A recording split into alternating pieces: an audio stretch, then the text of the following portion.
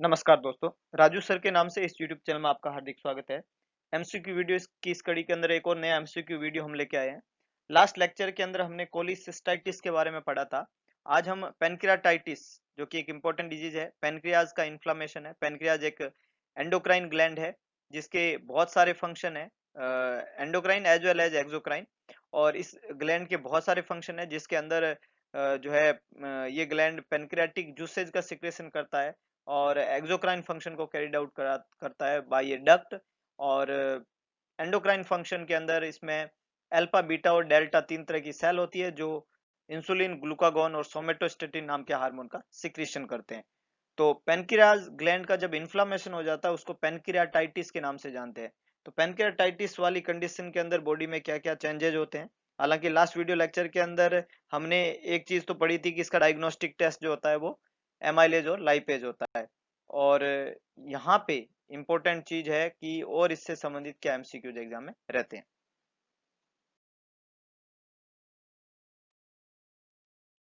The first one, which laboratory finding would be consistent with a diagnosis of acute pancreatitis? Question ने पूछा है कौन सा lab value जो नीचे आपको ऑप्शन में मिलेगा वो कंसिस्टेंट, मतलब लगातार पेनक्रियाज के डायग्नोसिस में उसका भी मतलब साथ साथ में रोल है। मतलब एमाइलेज लाइपेज तो था ही, लेकिन उसके अलावा ऐसा कौन सा लैब वैल्यू है जो कंसिस्टेंट डायग्नोसिस के साथ में कंसिस्टेंटली होता है in acute pancreatitis? Hyperglycaemia, leukopenia, thrombocytopenia, hyperkalaemia. Hyperglycaemia का मतलब होता है शुगर का ज्यादा होना, ब्लड शुगर का ज्यादा होना। ल्यूकोपिनिया मतलब डब्ल्यूबीसी काउंट का कम होना।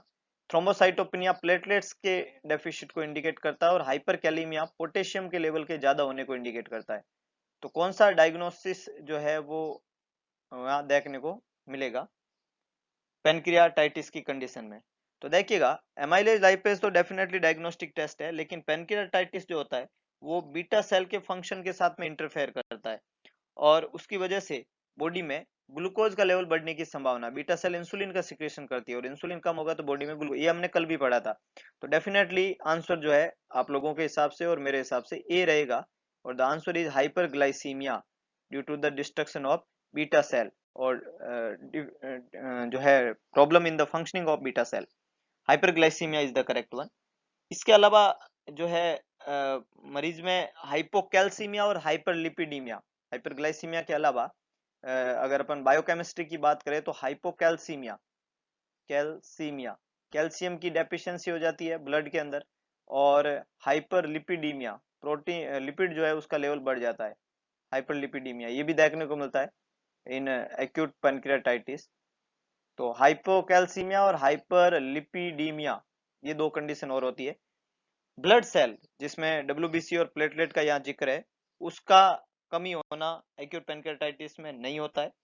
और जो पोटेशियम है उसका लेवल नहीं बढ़ता है। तो बी, सी और डी जो है वो गलत है, ए बिल्कुल करेक्ट आंसर है। Next, the initial treatment plan for a client with pancreatitis most likely would focus on which of the following objective as a priority? Initial treatment plan हम कर रहे हैं पेनक्रियाटाइटिस वाले पेशेंट के अंदर मोस्ट लाइकली हम focus करेंगे किस तरह के ऑब्जेक्टिव के ऊपर जो हमारा प्रायोरिटी रहेगा ना। कुछ ऑब्जेक्टिव है उसमें प्रायोरिटी ऑब्जेक्टिव हमारा क्या रहेगा पेनक्रियाटाइटिस की कंडीशन में? Resting the GI tract, GI tract को रेस्ट देना। Ensure the adequate nutrition, adequate nutrition मरीज को प्रोवाइड करना। Maintaining the fluid and electrolyte balance, fluid electrolyte को बैलेंस करना।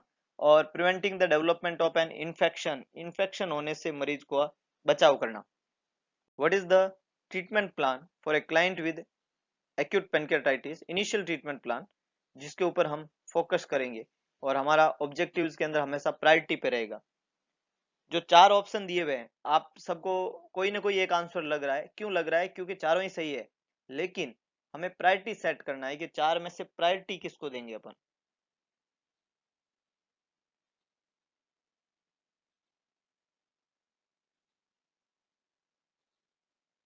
Any idea? अच्छा, डिफरेंट लोगों के डिफरेंट आंसर है, पर जरा सोचें अगर आपने कभी पेनक्रियाटाइटिस के मरीज को देखा हो तो सबसे पहला इंस्ट्रक्शन क्या होता है पेशेंट के ट्रीटमेंट चार्ट के अंदर? वेरी गुड, सम पीपल से सर एनपीओ लिखा होता है, क्या लिखा होता है? NPO. Yes, this is the priority. Nil per oral, इसका मतलब हम क्या कर रहे हैं? हम रेस्ट दे रहे हैं किसको? जीआई ट्रैक्ट को। हम रेस्ट दे रहे हैं किसको? जीआई ट्रैक्ट को। हम जीआई ट्रैक्ट को रेस्ट क्यों देते हैं? क्योंकि हमारा पहला प्राइमरी ऑब्जेक्टिव होता है definite little definitive treatment pancreatitis का। और सबसे इंपॉर्टेंट है कि हमें पैनक्रेटिक एंजाइम के सिक्रीशन को जो है मिनिमाइज करना है, डिक्रीज करना है। और उसके सिक्रीशन कब कम होंगे? जब उसको स्टिमुलेशन नहीं मिलेगा। और उसको स्टिमुलेशन कब नहीं मिलेगा? जब हम मरीज को एनपीओ रख देंगे, गैस्ट्रो इंटेस्टाइनल ट्रैक्ट को रेस्ट में रख देंगे, और पैनक्रेटिक एंजाइम के सिक्रीशन जो है वो ऑटोमेटिकली सप्रेस हो जाएंगे। तो ये सबसे पहली प्रायोरिटी रहती है। एडिक्वेट न्यूट्रिशन को एंश्योर करना, फ्लूइड इलेक्ट्रोलाइट बैलेंस करना, और इन्फेक्शन के होने को प्रिवेंट करना, ये करते हैं, पर ये सबसे प्रायोरिटी चीजों में नहीं आएगा, ये लेटर ऑन रहेगा। ये कभी भी ट्रीटमेंट में फोकस, प्रायोरिटी फोकस में नहीं रहते हैं। तो सबसे पहला प्राइमरी फोकस रहता है रेस्टिंग द जीआई ट्रैक्ट। तो A is the correct one. B, C और डी जो है यहाँ पे रोंगन है। नेक्स्ट है identify the image which is given below. Have you want to see the image? Yes, okay, this is the image. What it is? Oh, very good. बोले ये तो कितना आसान है, ये तो नेजल प्रोंग है। बिल्कुल सही है, ये क्या है? नेजल प्रोंग है। पर सिर्फ इतने से काम नहीं चलेगा आज, आपको बताना पड़ेगा कि नेजल प्रोंग जो है उसकी खासियत बातें क्या रहती है। नेजल प्रोंग की खास खास बातें जो है आपको बतानी पड़ेगी।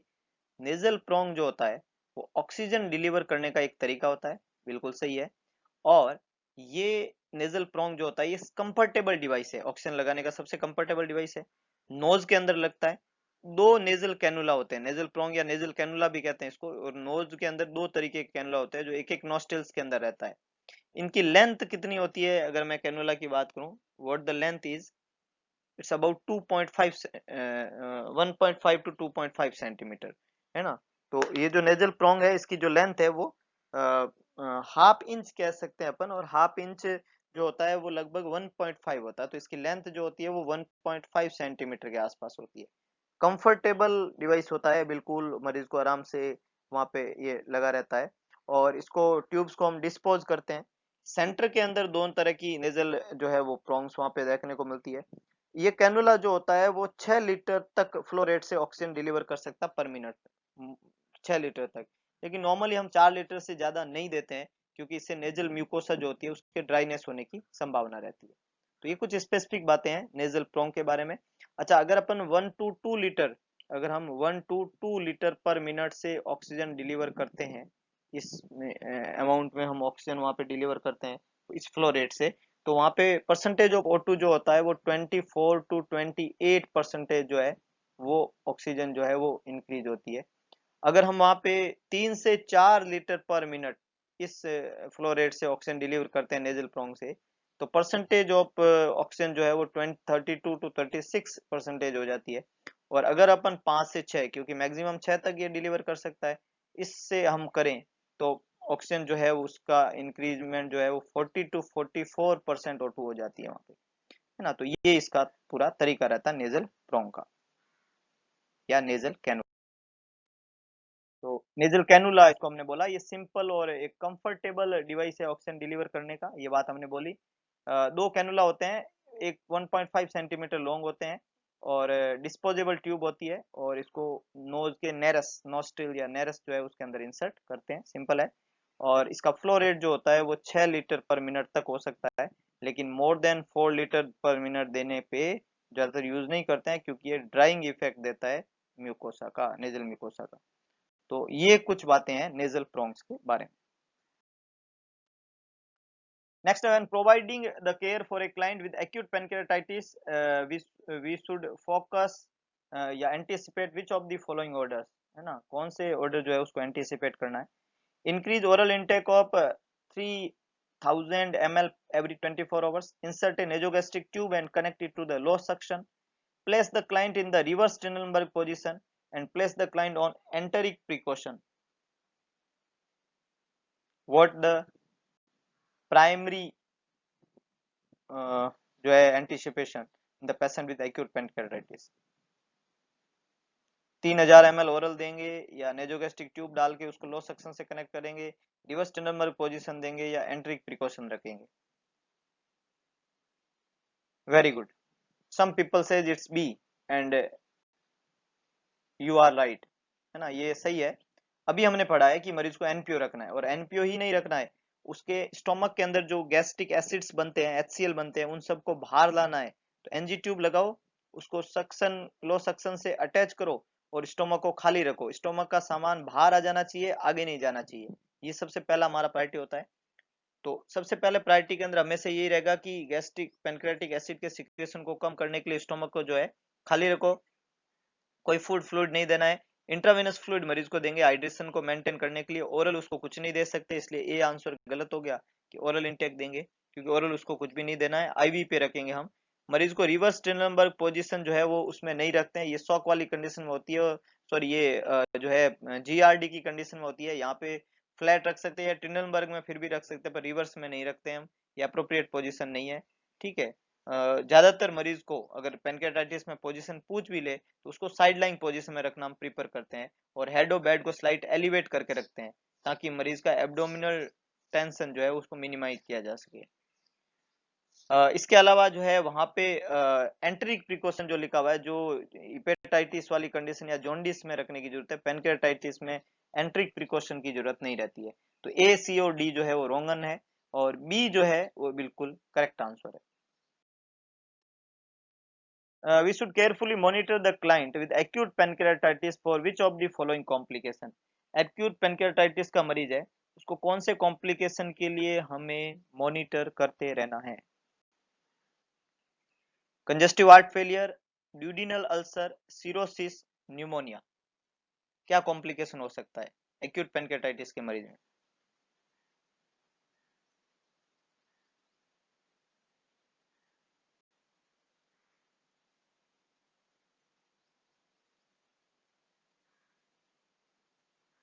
which complication? It's CHF, duodenal ulcer, cirrhosis or pneumonia? No idea. Some people say cirrhosis, it's disease of liver. Some says duodenal ulcer, it's not occur with pancreatitis. Ulcer वहाँ कोई फॉर्मेशन अल्सर नहीं होते हैं, cirrhosis नहीं हो सकता, और congestive heart failure heart की एक बीमारी है जिसका संबंध पेनक्रियास से नहीं है साहब। ए, बी और सी जो है ये रॉन्ग वन है, अगर आपने दिमाग में सोचा है तो बिल्कुल खोटा सोचा है। आंसर क्या बनेगा? डी और डी सोचा है उनके लिए अगला क्वेश्चन, है ना। लेकिन जिन्होंने डी सोचा है वो धन्यवाद के पात्र है। और क्यों सोचा है ये अगर मैं पूछूं, क्यों सोचा है, तो इसका जवाब ये है कि जो एक्यूट पेनक्रियाटाइटिस का मरीज है, कुछ लोग सोच तो लेते हैं पर सम टाइम जो है ये पता नहीं चलता क्यों है, पर हाँ है ये पक्का है, ऐसा भी कुछ लोगों को लग जाता है। ये भी अच्छी बात है, ऐसा लगना भी अपने आप में एक बड़ी कला है, और अपने को ऐसा लग जाए तो सवाल सही हो जाएगा, बाकी क्या लेना अपने को रैशनल से, है ना। लेकिन अपने को बहुत कुछ लेना है, क्योंकि बिना रैशनल के जो है मजा नहीं आता है किसी चीज को करने का, फिर उसको तुक्का बोलते हैं लोग, है ना। तो तुक्का ना मार के हम रैशनल के साथ में पढ़ते हैं। तो न्यूमोनिया यहाँ पे करेक्ट आंसर है। जो क्लाइंट है एक्यूट पेनक्रियाटाइटिस का, वो प्रोन रहता है रेस्पिरेटरी सिस्टम के कॉम्प्लिकेशन के, प्रोन रहता है हमेशा, ये ध्यान रखिएगा। रेस्पिरेटरी सिस्टम की बीमारी है न्यूमोनिया। इसके अलावा उसको एटिलैक्टोसिस हो सकता है या प्लूरल इफ्यूजन हो सकता है। बेसिकली ये होता क्यों है, क्योंकि जिस मरीज को पेनक्रियाटाइटिस होता है, रेस्पिरेटरी कॉम्प्लिकेशन क्यों होता है, जिस मरीज को पेनक्रियाटाइटिस होता है, वो पेनक्रियाटिक एंजाइम के जो एक्सुडेट्स होते हैं उनकी वजह से उसको रेस्पिरेटरी कॉम्प्लिकेशन होता है।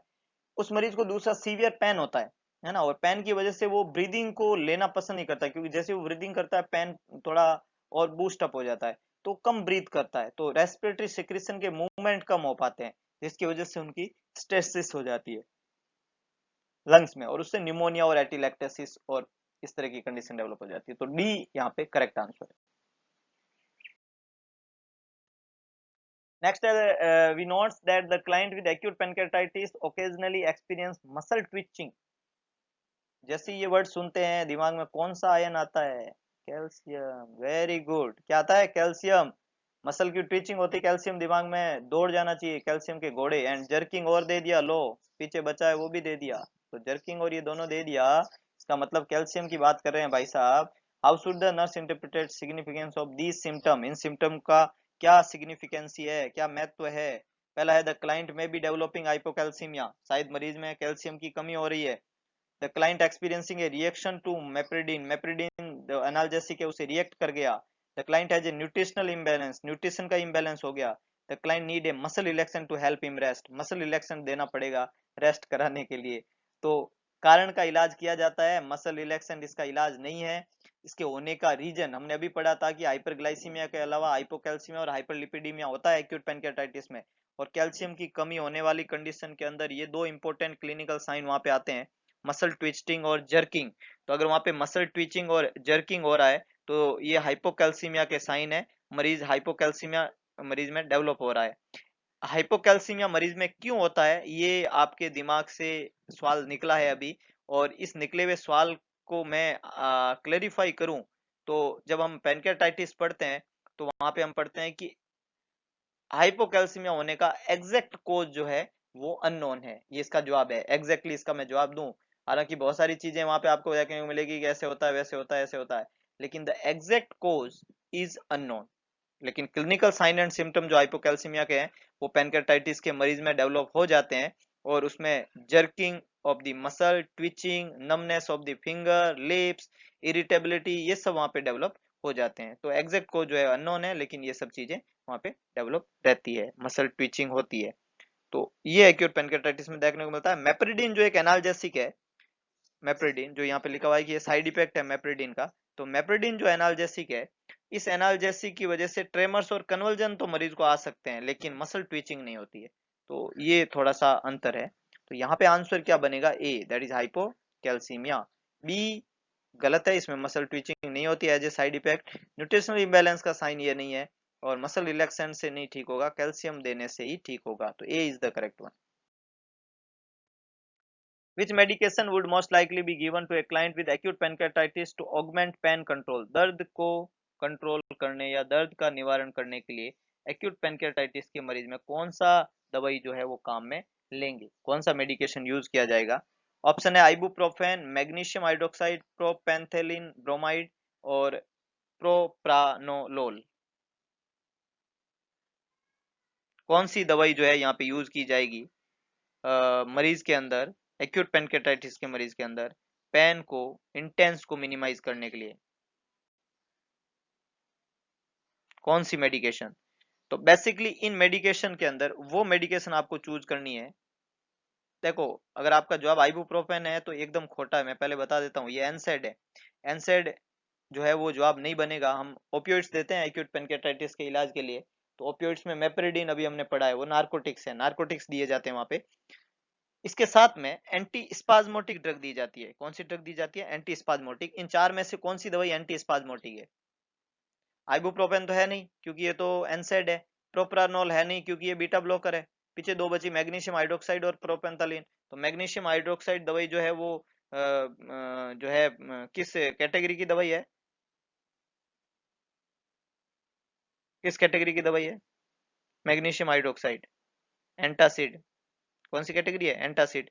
तो ये एंटासिड हो गया। तो पीछे क्या बचा? प्रोपेंथलिन ब्रोमाइड। प्रोपेंथलिन ब्रोमाइड जो है ये कैसी दवाई है? Anti spasmodic. कैसी दवाई है? Anti spasmodic. और एंटी स्पाज्मोडिक ड्रग जो है वो क्या करती है? एंटी स्पाज्मोडिक ड्रग जो है वो जब हम एडमिनिस्ट्रेशन करते हैं नार्कोटिक्स के साथ में तो वो पेन की इंटेंस को कम कर देती है। ये दवाई स्मूथ मसल जो होती है, स्मूथ मसल वो मसल जिसके ऊपर हमारा कंट्रोल नहीं होता है, इसका मतलब जो गैस्ट्रिक म्यूकोसा की मसल है वो स्मूथ मसल है, उनको रिलैक्स कर देती है, जिससे गैस्ट्रिक मोटिलिटी जो है वो कम हो जाती है और पैनक्रेटिक एंजाइम के सिक्रीशन कम हो जाएंगे, और जिससे पेन जो है उसमें मिनिमाइज आ जाएगा। तो एंटी स्पाज्मोटिक दवाई का यहाँ पे रोल है। आइबुप्रोपेन जो है उसका एंटी स्पाज्मोटिक इफेक्ट नहीं होता है, पेन को रिलीव करने के लिए काम में लेते हैं, एनसेड कैटेगरी की है। प्रोप्रानोलोल एंड मैग्नीशियम हाइड्रोक्साइड जो है उसका भी एंटी स्पाज्मोटिक इफेक्ट नहीं होता है। जो है प्रोप्रानोलोल जो है वो बीटा ब्लॉकर्स है, और मैग्नीशियम हाइड्रोक्साइड जो है वो एंटासिड्स के रूप में काम में लिए जाते हैं, जो है वहाँ पे गैस्ट्रिक एसिड के सिक्रेशन को न्यूट्रलाइज करने के लिए, सॉरी, हाँ, तो उस तरीके से यूज किया जाता है। तो यहाँ पे आंसर क्या बनेगा? सी, प्रोपेंथालिन bromide. Which of the following would most likely be a major nursing diagnosis for a client with acute pancreatitis? का major nursing diagnosis यहाँ पे पूछा है, major, ध्यान रखिएगा दिमाग में, मेजर नर्सिंग डायग्नोसिस बहुत इंपॉर्टेंट वर्ड है, major nursing diagnosis. It's ineffective airway clearance, ineffective airway clearance, excess fluid volume, impaired swallowing, imbalanced nutrition less than body requirement. Ineffective airway clearance, excess fluid volume, impaired swallowing or imbalanced nutrition less than body requirement. Which is the major nursing diagnosis?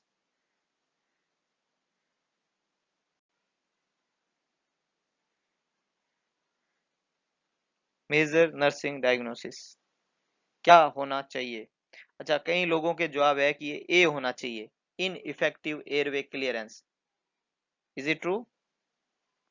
It's really not true, it's wrong. अगर ये आपका जवाब है तो ये गलत है. मुझे पता था आप ये जवाब दोगे, इसलिए तो ये ऑप्शन में है. नहीं, मुझे ऐसा पता नहीं था, पर फिर भी आपने दिया.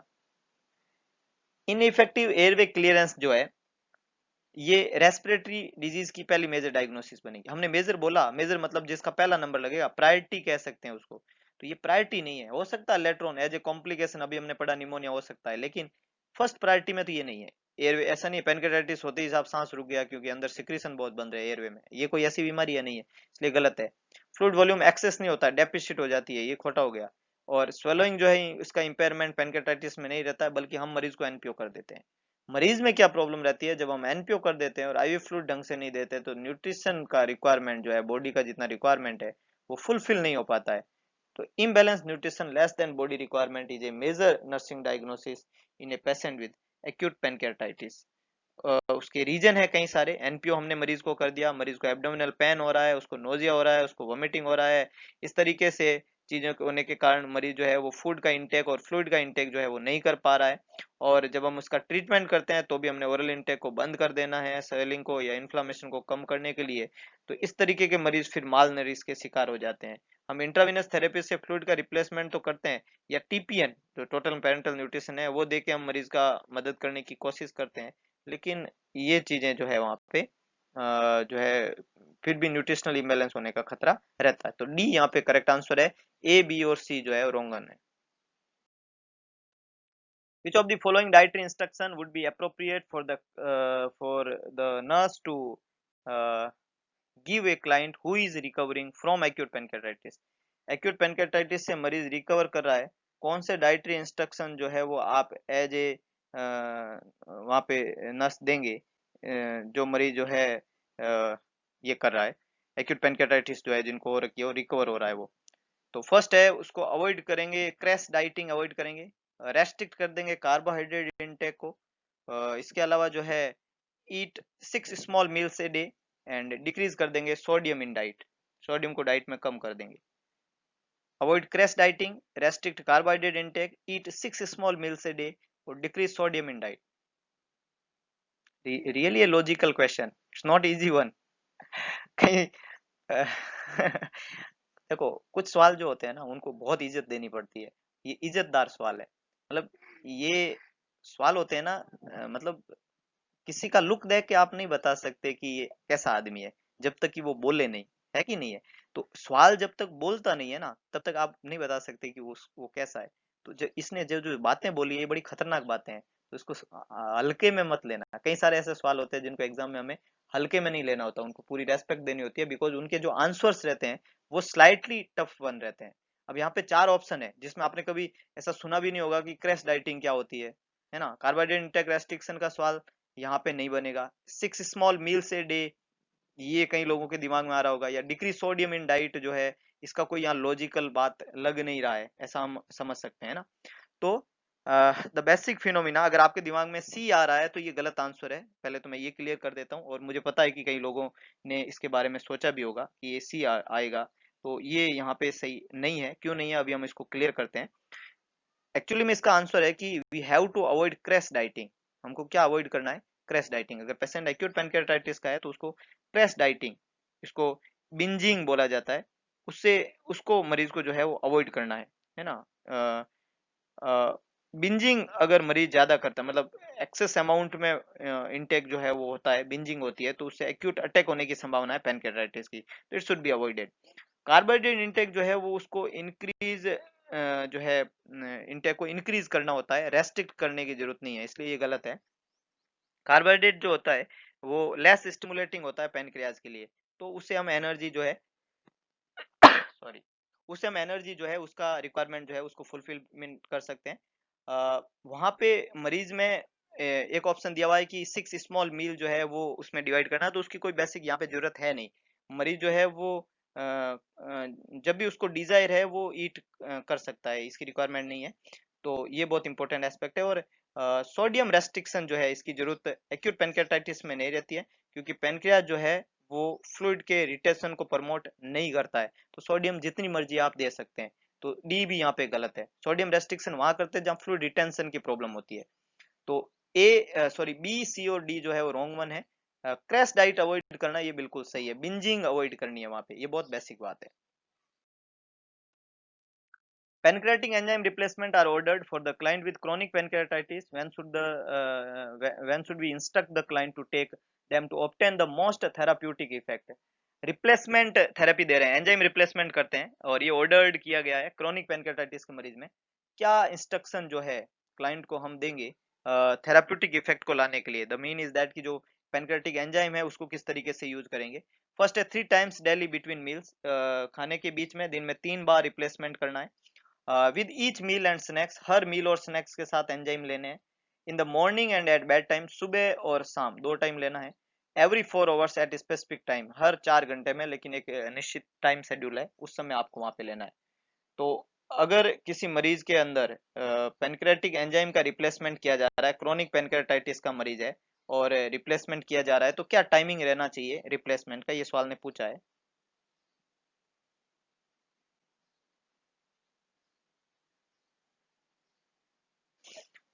बेसिक पेनक्रेटिक एंजाइम का रोल क्या है कि वो डाइजेशन में मदद करेंगे, क्योंकि पेनक्रियाज जो है वो ढंग से काम नहीं कर रहा है, तो ये एंजाइम जो होते हैं, जो हम एंजाइम रिप्लेस कर रहे हैं, ये एंजाइम जो है वो क्या करते हैं, डाइजेशन को बढ़ावा देते हैं, स्पेशली प्रोटीन और फैट के डाइजेशन को, और जिसकी वजह से जो है प्रॉपर अमाउंट में वो डाइजेस्ट हो जाए।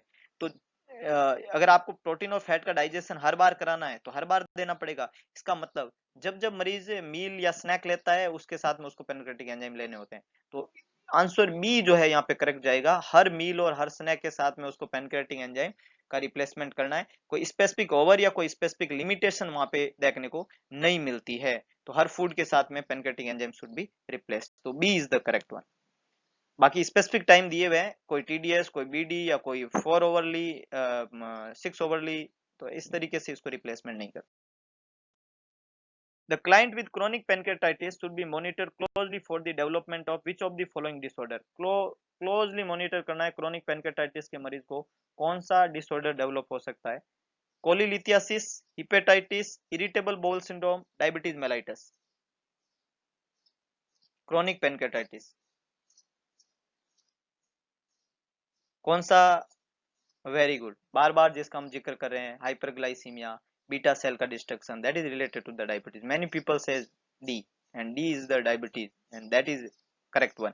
डायबिटीज मेलाइटिस जो है, क्रोनिक पेनक्रेटाइटिस का मरीज जो होता है उसमें पेनक्रियाट जो है ग्लैंड होती है उसका फाइब्रोसिस हो जाता है, और पेनक्रियाट जो है वो अपने हार्मोन दैट इज इंसुलिन उसका सिक्रेट करने में अनेबल हो जाती है, और उसकी वजह से मरीज को जो है डायबिटीज मेलाइटिस हो जाता है। कोलिलिथियासिस, हिपेटाइटिस और इरिटेबल बाउल सिंड्रोम जो है वो क्रोनिक पेनक्रेटाइटिस से संबंधित नहीं है, इसलिए ए, बी और सी जो है यहाँ पे गलत आंसर है, डी बिल्कुल करेक्ट है, इट्स डायबिटीज मेलाइटस। तो ये कुछ इंपॉर्टेंट एमसीक्यू है जो आज के लेक्चर में हमने डिस्कस किए थे, पेनक्रेटाइटिस से संबंधित ये इंपॉर्टेंट एमसीक्यूज थे। आई थिंक इन क्वेश्चन से आपको पेनक्रेटाइटिस की कंडीशन जो है और उसका ट्रीटमेंट और उसका मैनेजमेंट, उसका डाइटरी मैनेजमेंट, उसका मेडिकल मैनेजमेंट, नर्सिंग मैनेजमेंट, वो क्लियर हो गया होगा। अगर आपको वीडियो पसंद आया तो वीडियो को लाइक करें, वीडियो को शेयर करें, और कमेंट बॉक्स में अपना सुझाव जरूर डालें। इसके अलावा एक काम जरूर करें, इस वीडियो और इस चैनल को मैक्सिमम लोगों तक पहुंचाने में हेल्पिंग हैंड का काम करें, ताकि जो है आज हम अपने अलावा कई सारे लोगों का भला कर सके, और एक दिन जो है कई सारे लोगों को उनके टारगेट तक पहुंचा के एक खुशी जो है उसको महसूस कर सके। करके देखिएगा, अच्छा लगता है। धन्यवाद।